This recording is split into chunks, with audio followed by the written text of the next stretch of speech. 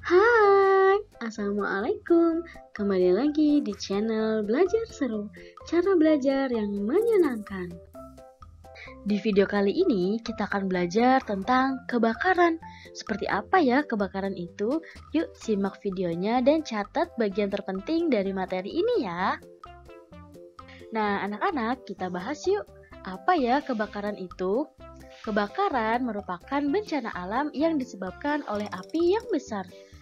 Kebakaran menyebabkan banyak kerugian loh. Kebakaran itu bisa terjadi di rumah ataupun di alam. Anak-anak udah pernah lihat belum kebakaran?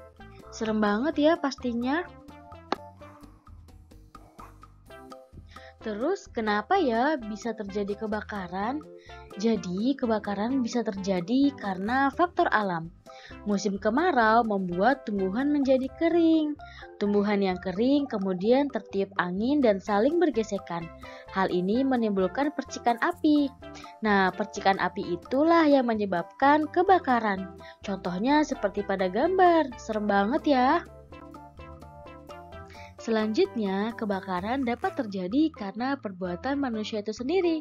Kebakaran dapat terjadi karena kelalaian manusia, seperti memasak sambil menerima telepon. Nah, hal ini mengakibatkan kita akan lupa mematikan kompor, jadi deh kebakaran. Kemudian membakar sampah sembarangan, serta membuang puntung rokok sembarangan.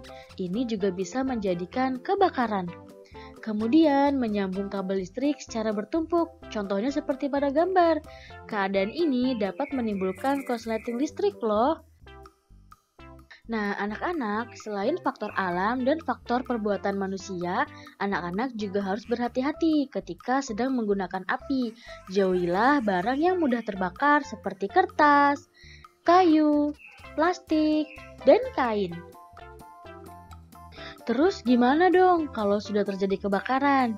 Nah, anak-anak harus tenang ya dan carilah solusi yang terbaik. Nah, anak-anak, yuk kita bahas bagaimana cara menanggulangi kebakaran.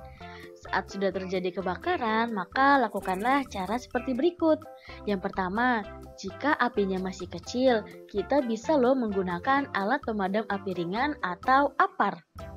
Yang kedua, jika bermula dari kompor, gunakanlah karung goni, handuk, atau selimut basah untuk mematikan api.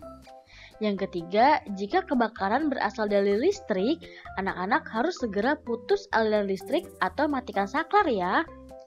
Yang keempat, jika api mulai membesar, segeralah hubungi pemadam kebakaran. Akibat dari bencana kebakaran itu sangat banyak loh.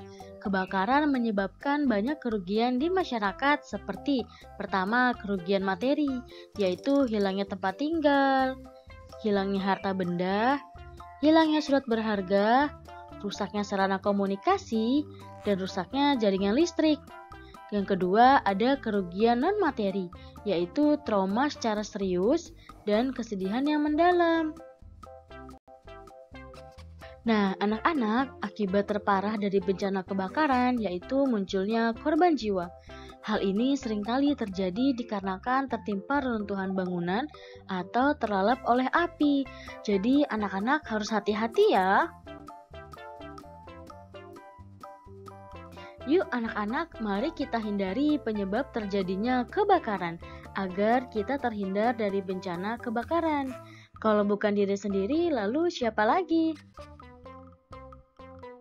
Nah, anak-anak, terima kasih sudah mengikuti pelajaran PLBJ kali ini. Semoga materi tentang bencana kebakaran bisa bermanfaat dan sampai ketemu di materi selanjutnya. Dadah!